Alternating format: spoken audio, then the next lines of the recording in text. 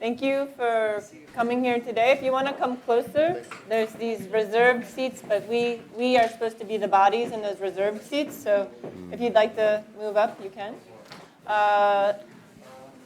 Welcome. Thank you for being here. I'd like to introduce the people who are here.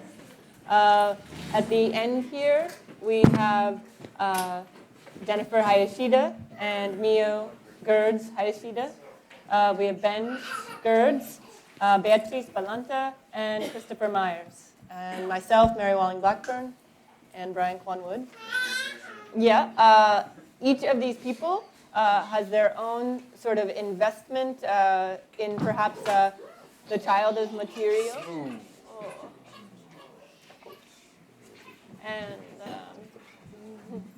And they will, each one of them will speak in their own words about their investment in that and where that intersects potentially with children's literature.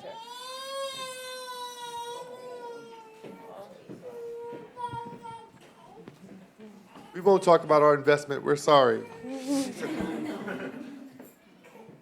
Yeah.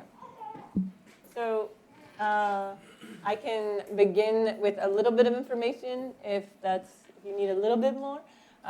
One, in terms of the people who are here today. So with Ben Gerds, who I've known before in relationship to both his art, but also as a teacher. And he's spoken about when he's working, what if he conceived of teaching as a kind of midwifery.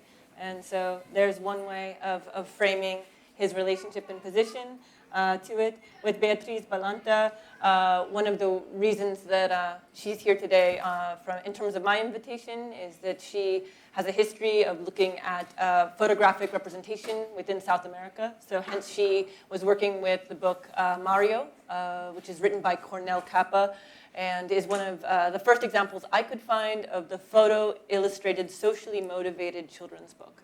And so there's an intersection between her scholarship and that book.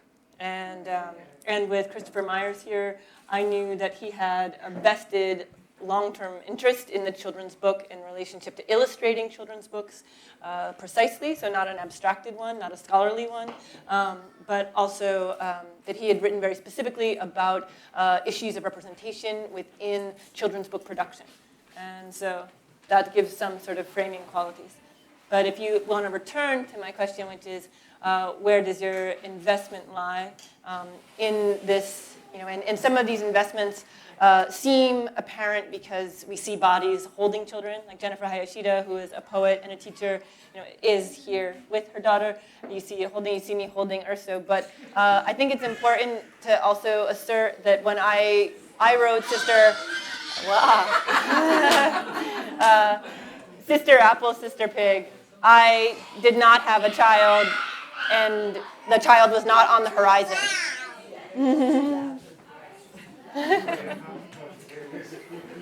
All right, so, yeah. Yeah. I can. You want to start? Oh, sure. I mean, you're holding a mic, though. So you should do it. Oh, yeah. Take that one back.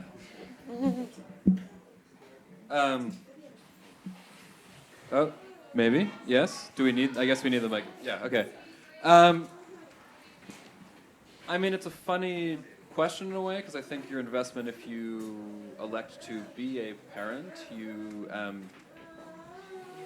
are on the receiving end of many sort of forms of information, right? And we were talking before the panel, I mean, the people who have kids will probably know this is no secret, but there are many, many, many very bad children's books, and like bad, so we exempt you from this, I think. You don't have to. But and it's sort of like crashes are bad, but I mean they're either the trend is sort of towards series with like a lot of franchising and branding tie-ins, right? Or a sort of reinforcement of various stereotypes, right? And so in your initial email there is this sort of earlier moment that I think as parents we found ourselves going back to books from the 70s that also there are certain problems with them, but there at least was an effort to kind of use children's literature to actually either raise awareness or a kind of conscientiousness that I think now it's much more of a kind of you are educating consumers, right? And that's very broad brushstrokes, but yeah, I would say so. In terms of how that relates to this space, I'm not sure, but that's my personal investment. I think it could be kind of interesting also to explain this image that we have here behind us of the cover of Bright Red Star, which was published in 1974 by the Chinese government.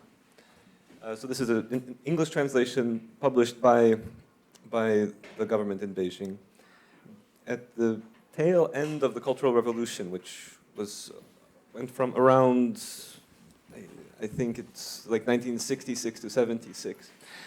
And so Bright Red Star is a kind of a book for children as a kind of instruction manual on the values of Cultural Revolution. But Cultural Revolution is interesting in terms of the way that it used child as material, because the entire idea within Mao's China was to actually kind of intervene and flip the Confucian hierarchy, which basically ran China for centuries, yeah, where the family follows a kind of military hierarchy, where the oldest generation is the kind of at the top, and then the children are at the bottom. And if you want to move up the hierarchy, you have kids, and you move up the kind of generational ladder. So of course, when you build society around the family, it's very hard to introduce a kind of ethical structure. When you have an ethical structure, the child for the Cultural Revolution was actually the one who was supposed to flip the script on the parents, on the grandparents, to report on the family and to declare themselves as sovereign subjects outside of their family, for better or for worse. There are many arguments over this. But so it is both, in a way, an emancipatory book and an ideological instrument at the same time. So this is a kind of an interesting example of this. I mean, maybe the kind of contemporary equivalent with that Benj brought is this kind of somehow related is this wonderful book published by Scholastic. That's Jen's find, but we were impressed by this book in a sort of negative sense because it's for ages 8 and up, and it's. Can I ask a question? It's actually fascinating to look at the face of this young boy because I don't see a Chinese in it. There is something with eyes, and it would be nice to know if anybody knows what was the policy of actually making the graphics. In terms of like the history of like social realist painting within China? You know, the color is brown, which is great.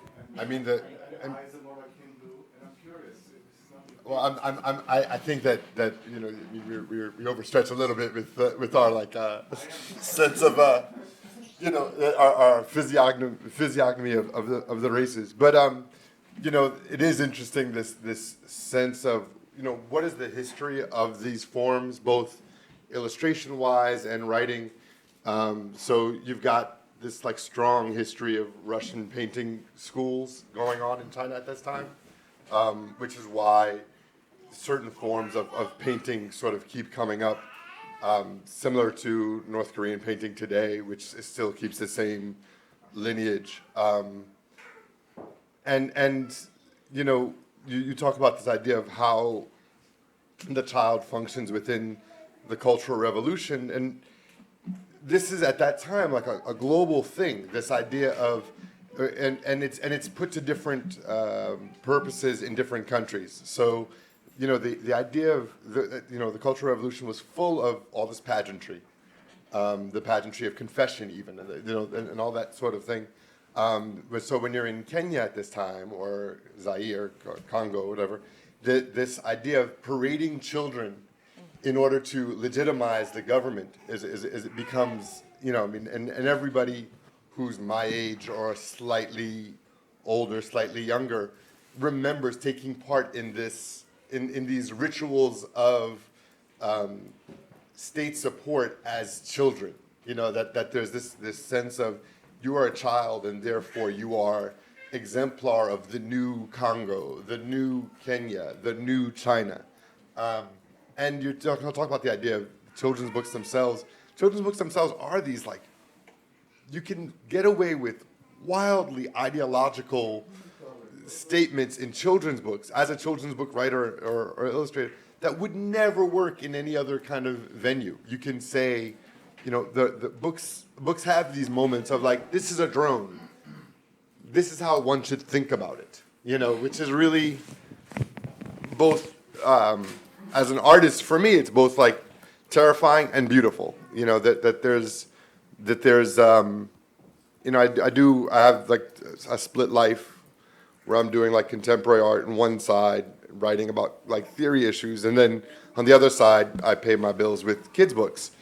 And it's so strange that split, you know, in which on one hand your language is so mediated and nervous, you know, and then on the other hand you get to say things like, this is what I think America is. This is a book I did called We Are America. But I enjoyed it. I enjoy that tension, and I enjoy kind of playing with that tension. But it is they are these very overdetermined ideological instruments, and there is so much in the way of framing nation, framing gender, framing state power, framing all of these things that happens in this work. So. Sorry to interrupt. When you say ideological, you mean cultural or you mean particular ideology? I mean ideological. I don't mean cultural. I mean yeah. Just curious. Yeah. Actually, that is a great question to sort of come into my little spiel, because when Mary introduces Mario as the first sort of socially engaged kind of photo book that you found, for me that is so interesting, because this book comes out of Capa's experience of going to Ecuador and Peru. The first time that he goes to Ecuador is in, I think it's 1956, because Life magazine sent him to document the killing of 5 American missionaries, right? So he goes there with his camera, and he goes with the military, right? And he takes photographs of these 5 missionaries that were left at the beach by these Auca Indians, right? And so when I was doing the research for that, because I particularly do not have any kind of vested interest in children's literature, quite frankly. So my entry into this book that Mary said, you know, is about Mario, and he's out in the, you know, in the plains of, well, actually in the mountains of somewhere, because the fragment of the book that we had didn't explain necessarily where this was taking place. It immediately took me to what things usually take me to, which is colonialism in the sort of history ideologies of colonialism. And for me, what's interesting in this question of the child and the child as material is that as a scholar, I usually never find stuff that is about how colonialism has, in its many forms, relies on the production of children, right? So plantation economies that run on sort of the incessant production of life for work, right? So that, and then this curious story of Capa going to Ecuador and then later on to Peru to, you know, first to document the spearing of these Americans, but then he goes back to document the sort of life of the Amahuaca Indians. And so when I was trying to think about this question of what is the use, I mean, to come back to like the, our fundamental Marxist fucking terms, you know what I mean? What is the use value and what is the exchange value of the child, right? That was a question that I started thinking about here. And of course, is to write particular kinds of stories, because you need the child, the child's body is the body in which we write the potential stories of the triumph of the revolution, or the continuation of enforced labor, or whatever. It seems, and it's kind of interesting because one of the books that Kappa wrote when he went to discover the Indians is called Farewell to Eden. Because of course this was a tribe that was disappearing somehow, because the tribes, they always disappear, or they're always in the threat of disappearing. So Farewell to Eden, and so Mario, the book that is never published, comes sandwiched between the killing of the 5 missionaries, right, and his travel to discover the Indians. So if this child Mario appears, or is you know what I mean, like is given life between these 2 moments, then what is Mario, right? Like, how is it that he's able, and why is it that he never is born, in a way, right? Because he never published the book, right? And he has published, I mean, like, there is millions of, well, not millions, but, he's very prolific, and he pairs himself up with people to write. And so it's kind of interesting that the Life magazine report on the 5 missionaries dead is born, and Farewell to Eden is born. Mario is not, right? And so what is going on there? Those were my questions, being not particularly invested in children's books. One of the things, though, is that the idea of a child, it's a way of like foreclosing the possibility that you're speaking politically or ideologically, because what It's you're supposed to be doing for is children. I'm speaking to a child. Children are outside. They're other. They're other in that classical, like, Lacanian sense. They're like the other, and therefore that's why there's also this close relationship between the colonial project and this idea of children. I mean, in many ways, the Indians at Cornell Kappa is. You'll see that they're often referred to as childlike, being children in their own ways. And that idea of the child as this outside of the order of things being, it goes back quite far. I mean, you see it in Uncle Tom's Cabin, in the figure of Eva and Topsy, right? So you've got these 2 children that, Sherman Alexie, the writer who I hope we all like. If you don't like him, writes in a poem called The Great American Indian Novel. He goes, at some point, love should be expressed between races in a childlike way. Because, the Great American Indian Novel, the last line is, in the Great American Indian Novel, all the whites will be Indians and all the Indians will be ghosts. But there's this idea that, this idea of children, gender non-specific, expressing love for each other. This is that sense of the outsideness of the order of things that children can represent, and that the lie of that is exciting for all of us. I think in some ways, even those who are not particularly invested. It's always nice when you catch someone in a lie, and I feel like all of these things are so wildly political, So. Not a direct response to that. I just wanted to. There's this sort of interesting. I don't know. I was thinking about the sort of explicit colonial policy in some senses of miscegenation, of trying to create children that were mixed as a colonial strategy, right? Which is a different project, but it's actually like the very act of a child being born is that project, and then whatever happens to them after, I'm not qualified to talk about. I don't actually know, but I just thought that was, when I heard you speak, that was a kind of really direct, fascinating, an overt relationship of some of the things you're talking about. Yeah, I think that the question of miscegenation is kind of interesting in terms of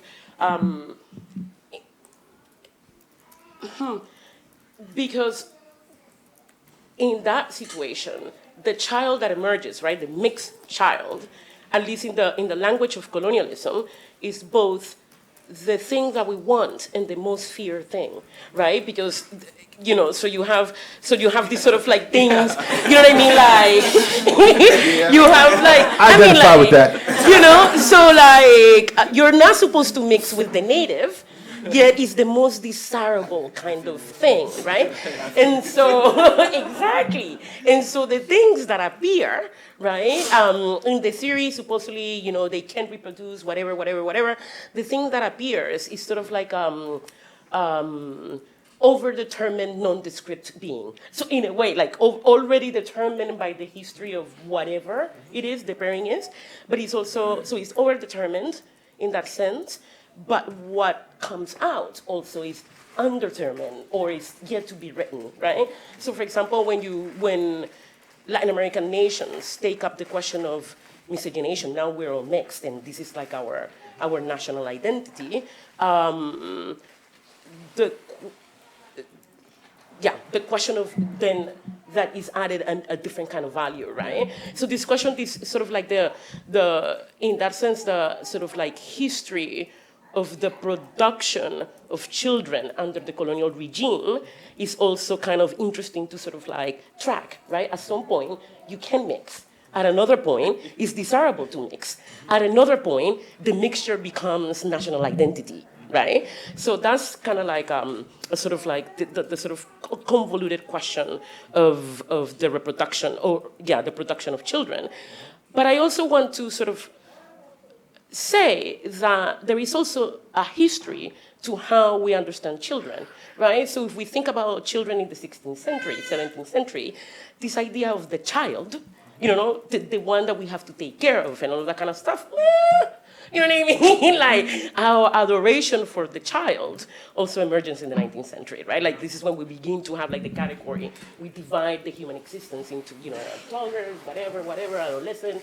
So also this category of the child, right, is highly, highly historical. And so the same way that we can track the sort of like reproduction and the production of children in the colonial context, we should also track the history of like when does the child appear in the West, right? As and it's a thing also, to take care of. it's also uneven, the production of the child. Exactly. So the idea is that, you know, America invents the teenager and in some ways reinvents the child. Post-war. But you're still in places, I mean, and you see this in terms of kids' books. You know, I was in Cairo just now for about a month, and I go to the kids' books, and all the kids' books are hand-me-downs from Lebanon, hand-me-downs from other countries. The publishing industry there, you know, they're from the 60s, the 40s. When you go to like stores, similarly in Vietnam, where I spent a bunch of time. The kids' books are these books from other places from way back in the day. They don't have like native industries creating new narratives of what it is to be a child. And so that's this unevenness of the category of child. Like children in certain places aren't quite children, the way that we understand them here. Which I mean, and I'm not at all meaning to valorize the way we understand children here. I'm also kind of weirded out by that. I mean, it reminds me when you mentioned the interracial mixing as an instrument. It reminds me of also when we were discussing the picture books of the 1970s and where these came from. It's interesting that actually many of these books in the 1970s, they promoted a kind of, I don't know if we have some here. This is the same time when global education became a kind of a buzzword in U.S. education, but I think also in parts of Europe. And so the idea was actually to produce a kind of, which comes from post-war, also from basically post-war kind of internationalist mandate for kind of understanding and peace. And so you had these books that were basically produced to foster a kind of intercultural understanding across, to bridge these distances and create some kind of a shared global culture. I mean, this was at least a mandate. And what's interesting about those books at that time is that they vary from like little like native girls in Arizona or Mario or you look at Gordon Parks's series of that Brazilian boy. I forgot his name. You know the one I'm talking about, right? And then they also deal with like urban Black American experiences. So that they don't do a lot of urban white kids in these books. They do a lot of like, this is what little Tyrone is like. Little Tyrone lives up the block from you. But there's not a lot of like, what's like little, I don't know, Mary Jane Sue? You can say Mary. Mary is like. And I did live in this city. Yeah, I guess, I don't know if I'm, oh, I have a mic, that's right. I don't need all You the need mics. 2 mics, that's all. I'm really hungry. No, I don't need that. But I guess one of the things that I would want to move it a little bit to, but we don't have to move so far. But I wanted to also speak specifically towards Benj's family band as well. And because the family band is a very particular problem in terms of what is child labor and where these, and also if we were going to build on what we were just speaking about in terms of the production also of race in terms of state power. Benj earlier spoke to me very specifically about Buster Keaton. So if you want to say more about that in relationship to the family band. Family band, and maybe Yeah. Jen. Oh, yeah. Okay. I mean, it's where family band is disbanded. Yeah. We may have broken up. So I guess it's maybe 2 points, right? So when we were kind of looking at some of the questions we explored, I really did think like the child, the sort of contours of what a child means. Jen and I were discussing this idea that's come up. There's a book called All Joy, No Fun that a journalist named Jennifer Senior wrote a year or two ago.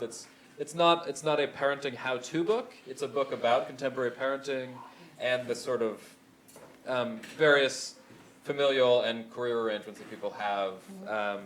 But there's a very tidy arc she traces of not just urban context, but people who had kids earlier in the U.S. to work for you, right? And this was true of my grandfather living above the family grocery store as a German immigrant in Iowa. They worked in the store, and to a post-war period where your children no longer are earning income for the family, but in fact are kind of your pride and joy that you invest in and stress about, and in the city you get upset about where you're going to send them to school and all that stuff, right? We're sort of familiar with that narrative, so she calls that the purposeless child, right? It's not really clear why we're having children now. And then you can sort of, which is, and also with contraception, it's theoretically one can elect whether or not to have children, right? That's practically not always the case, but. Can I just interject right there? We women, in a way, have to always worry because I haven't found a pill for men. You know what I mean? There's no, but that's my personal pet peeve. When are we gonna come out with a pill or something for men to do every day? But continue. Sorry. I publicly support that. Sorry, exactly. There are procedures. I know, but beyond that, Anyway, sorry, I didn't want to. Yeah. No. So then there's so there is, you in thinking about our own ethical conflicts of is it okay to, Mio says she wants to perform, we do the stuff around the house. This kind of came about because we recorded something and sent it to another product of Mary's, and you invited us. And this sort of ethical question of like what the family band, examples like the Jackson 5 that we know were relatively coercive, the Shags where it's even a little more awkward because the daughters are teenagers and the dad is making them be in a really bad band that is kind of great, right? It's the white band that gets to be bad and still be famous, right? And then I also was thinking of early 20th century. You can find Lewis Hine and many other examples of kids that are like 4 and 5 doing really hard labor, right? And we're hopefully familiar with those.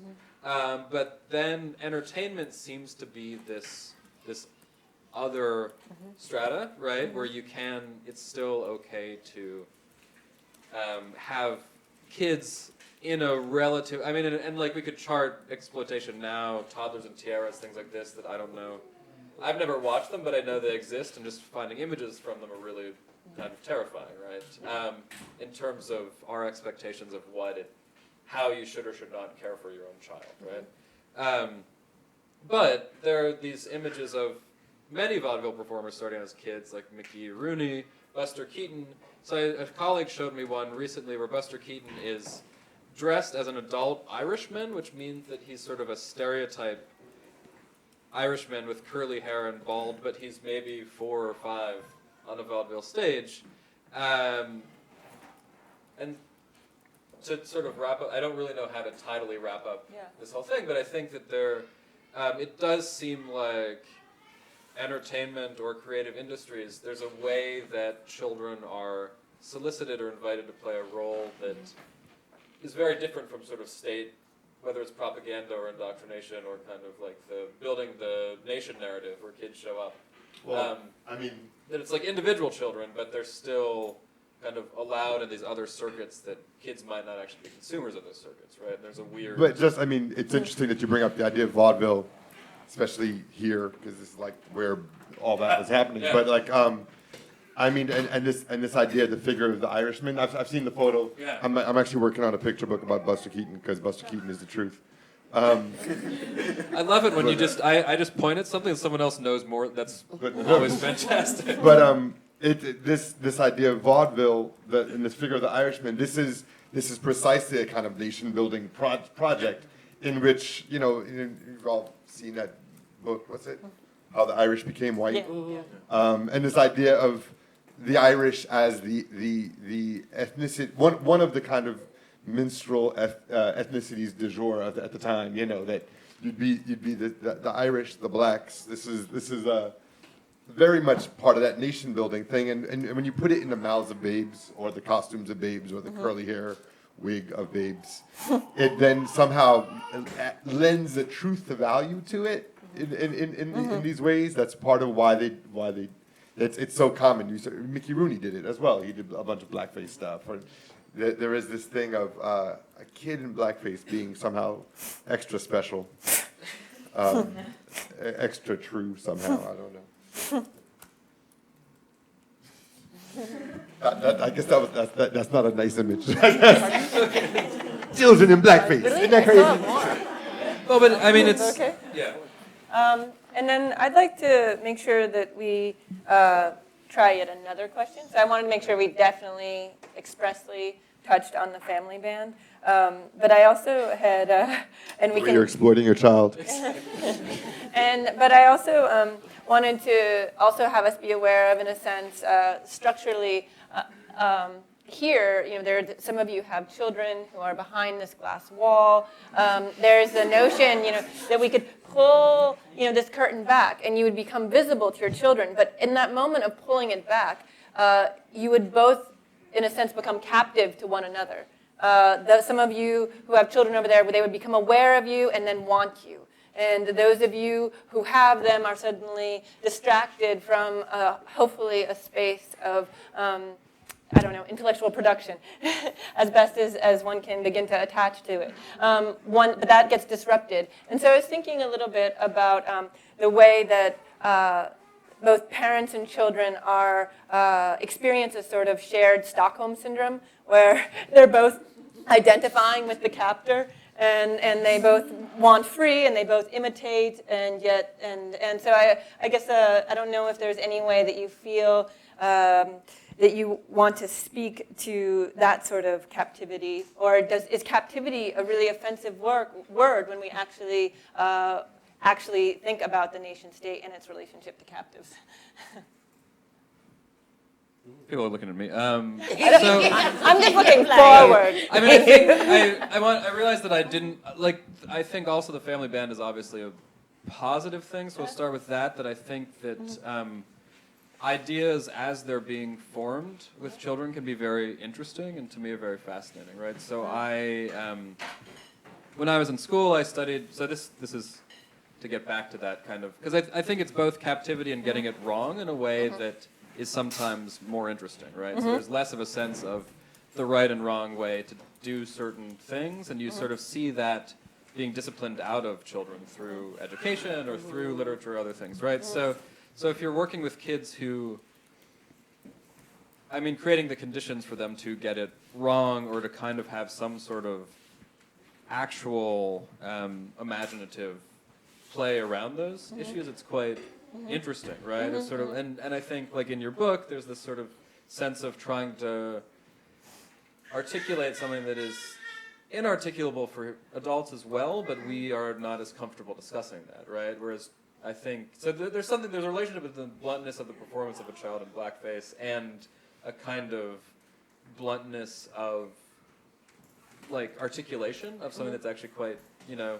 that can be very, I think, is sort of the opposite of being captive. I think after, like the Stockholm Syndrome where you hang out with a child a lot and then you find adults boring because they're so predictable, right?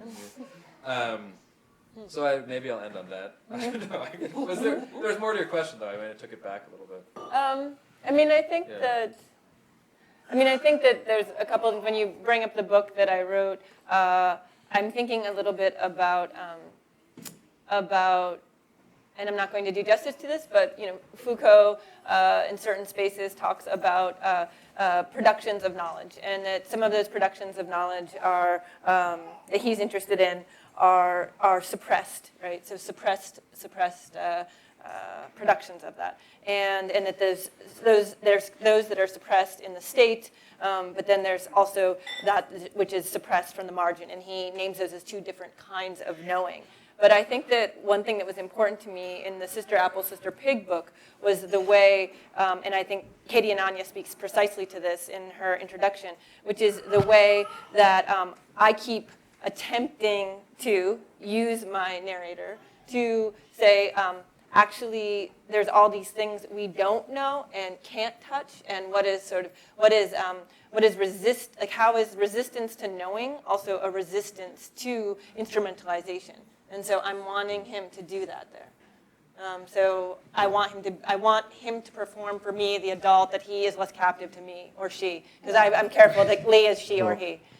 I mean, just to address what you're saying, and you bring up, and you asked whether or not the idea of captivity was offensive. I don't think it is. I do think, and this is just a separate thought that I've been having recently, the West is obsessed with this kind of access of freedom and bondage, and in the most like classical example of like the arbitrariness of the signifier, everything is then put onto this axis in the most ridiculous ways. So like, and then there's this weird inversion at the poles. So like children are often thought of as free, right? Completely arbitrary signifier, right? Like children are free.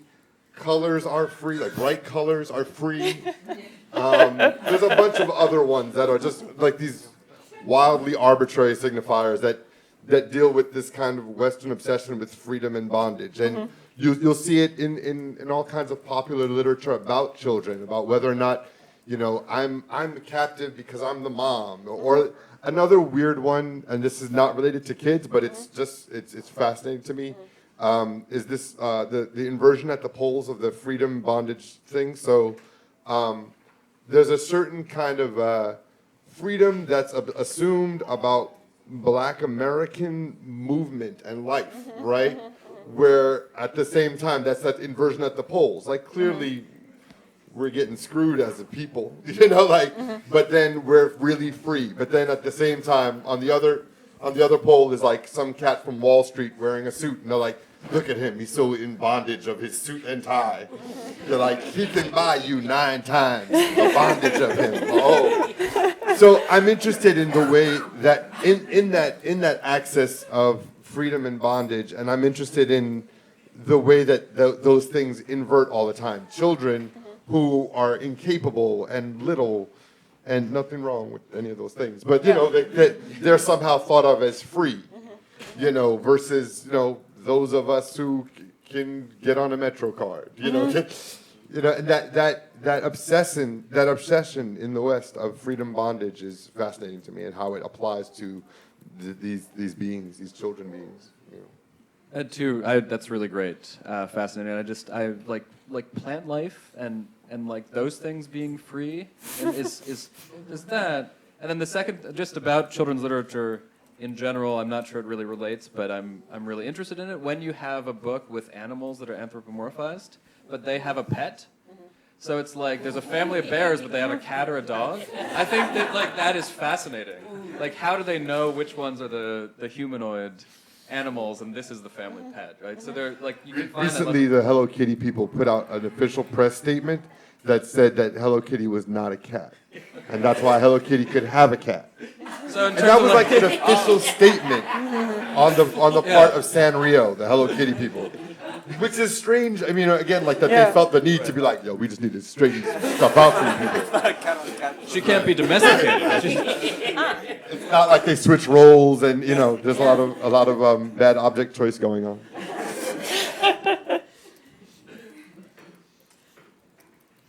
Well, I have, Freya, did you know? Okay, I still have another question if you're game. It'll be my last sort of question, but there is actually a way that this conversation can be continued online afterwards on e-flux conversations. You know, we've already created a category, and I put some preliminary questions, but I'd like to pose that question to the panel, and this will, I guess, be my last formal question. Okay, or actually, I'll give two, and we'll see which one any of you have anything to say about.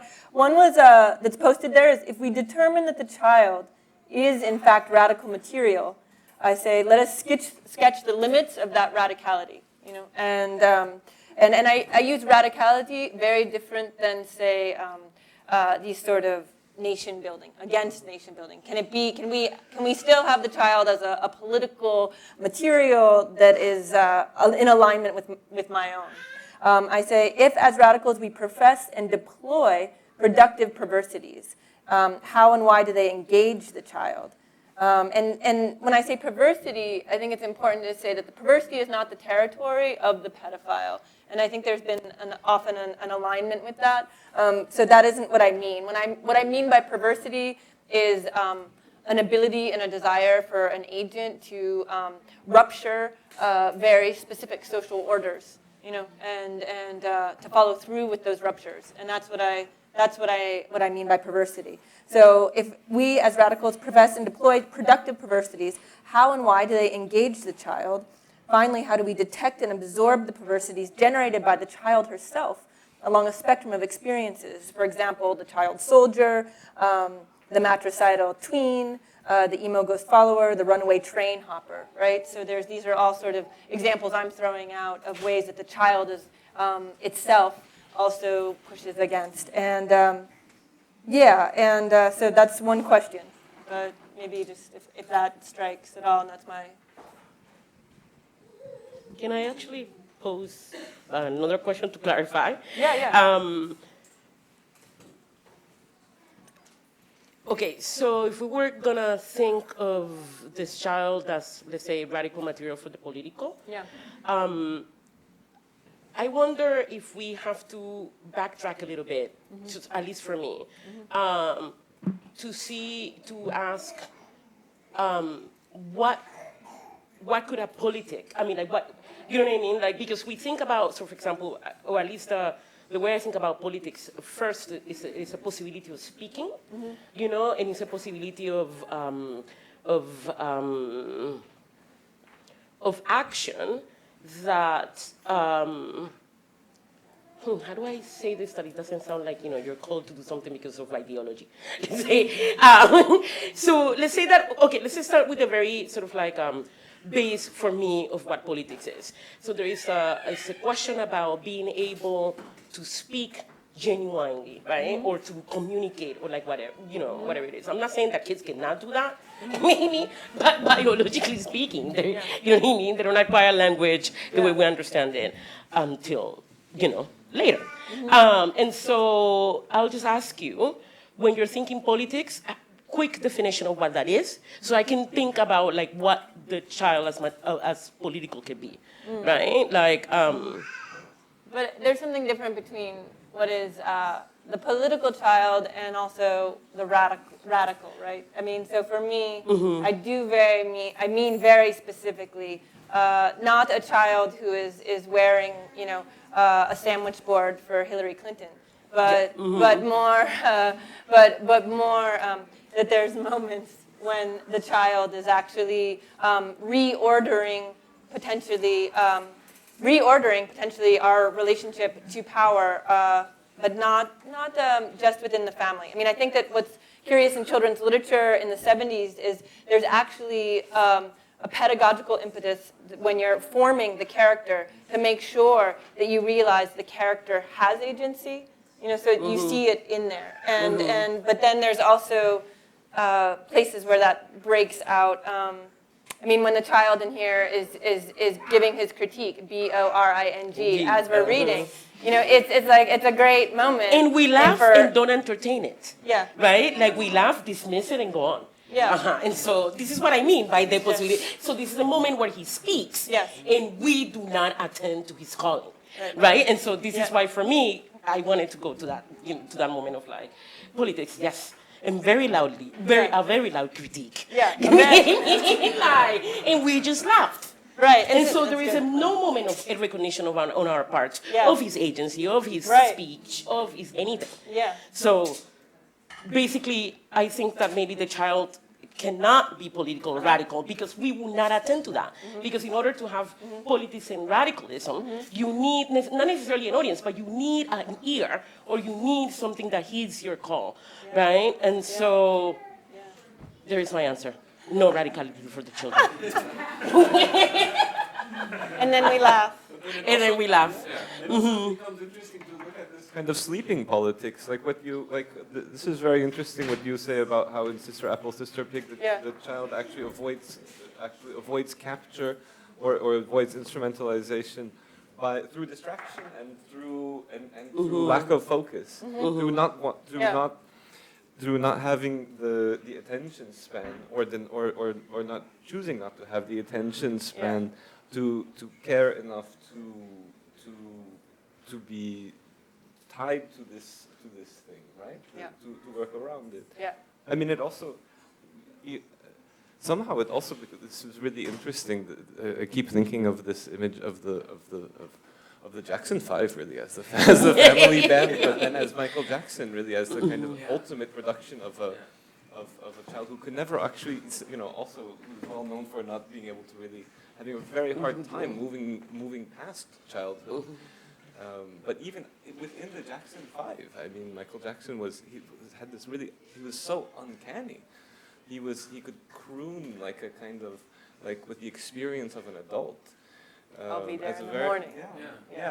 As a very small child, this is a very interesting kind of like a captive or figure of capture. It reminds me also of this kind of this, what was this book on the tiger mother, the Amy, from a couple of years ago, guilty Chinese American law professor at Yale, kind of apologizing for being an authoritarian Chinese mother.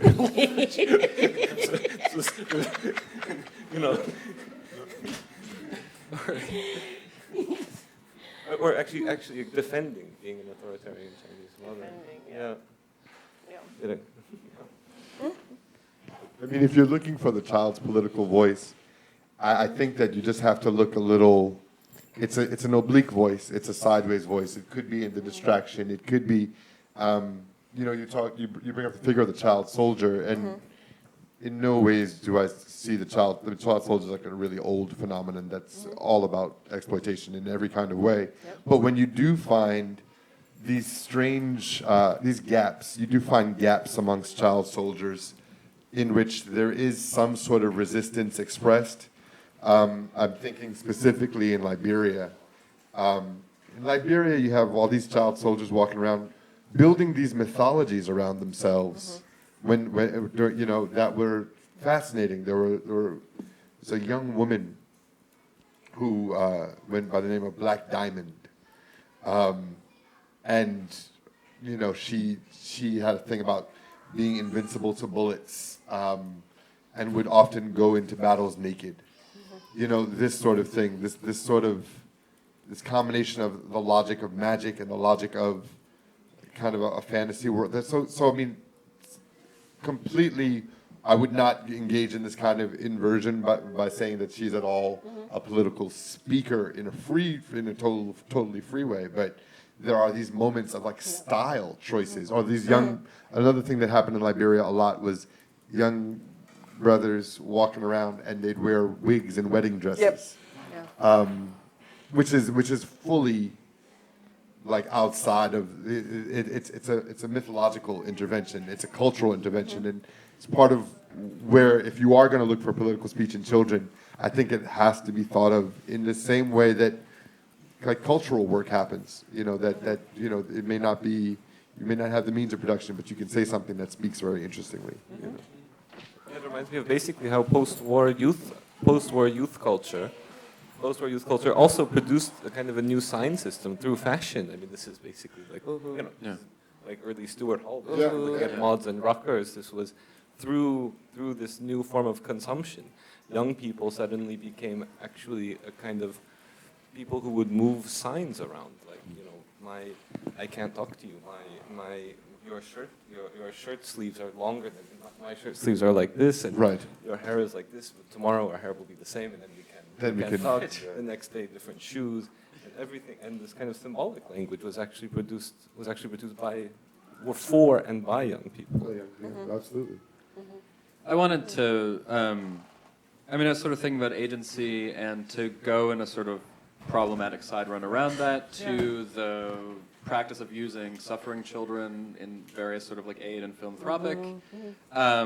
But that seems to have kind of passed because there's this move from like philanthropy to like micro-lending as a like supporting entrepreneurs, right? So I was just sort of thinking about it, and the child soldier, I do think that we're not far away from seeing, because right now if you go on kiva.org or something, it's like women and their profiles, and of course there's research that shows that people in the US give more money to women who are lighter skinned and all these things like that, but it's sort of affirming them as having agency, right? As they're not just suffering, they're not just victims of structural inequality, because it doesn't talk about that at all.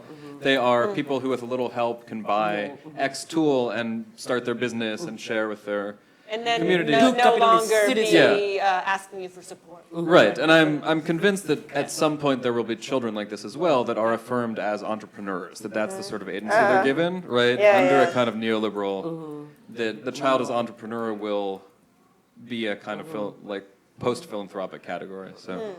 Which I'm not exactly sure how that relates to child soldiers, but I do think there's something going on there that's kind of... I'm sponsoring several child soldiers in their own.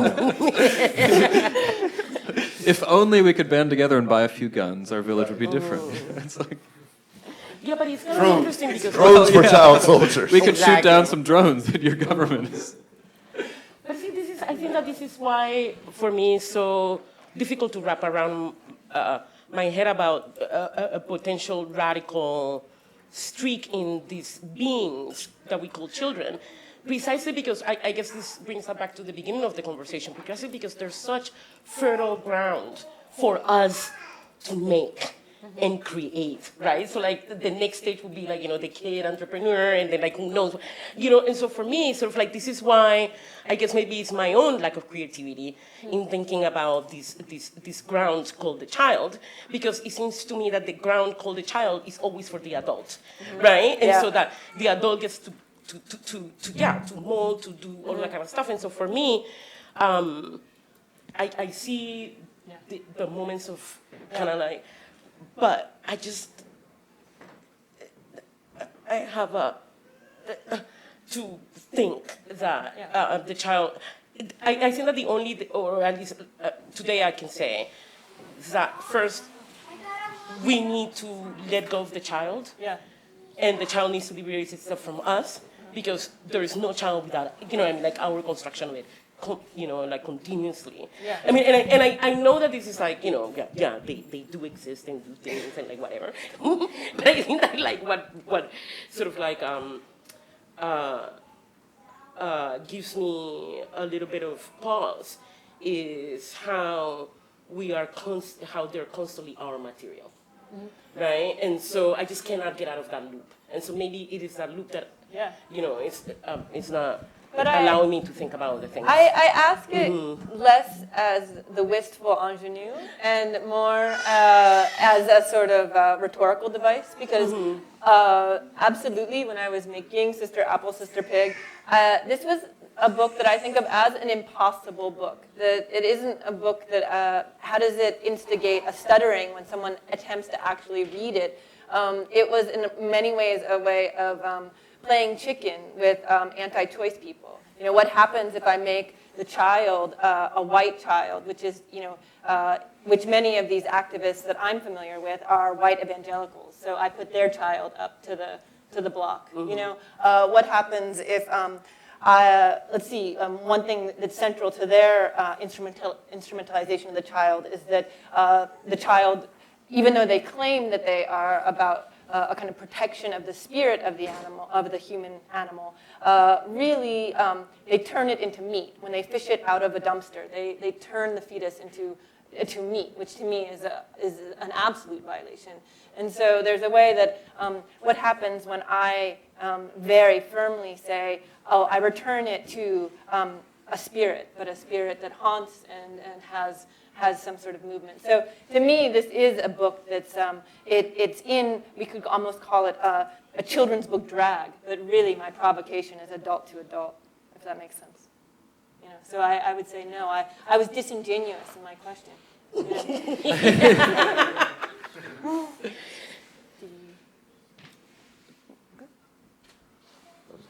Could I say one? Sorry, just I mean the ghost. Yeah, closing. Okay, I'm gonna. So this sense of the uncanny about children, I think, is to me sometimes more compelling than whether we call them radical or political or something. And so I just reminded of a quote that has always spoken to me that someone wrote about a teacher of mine, Leslie Thornton, who's an experimental filmmaker and made a series of videos that people may be familiar with, called Peggy and Fred in Hell, where it's these two kids and it's like basically a trashed room and it's a post-apocalyptic narrative, but basically they're like getting Michael Jackson lyrics wrong and playing with trash, and she's filming them. And someone wrote about this, that the reason children are so disturbing is that they are constantly becoming other and becoming us, right? So there's that tension, and I think that to me is quite interesting, right? Because it also, there's a kind of temporal dimension on this as well. It's not a political force that can be sort of stabilized, but it's this kind of act of becoming that can be quite uncanny, right, in terms of how it's verbalized and lived and all those things. All right. Well, thank you.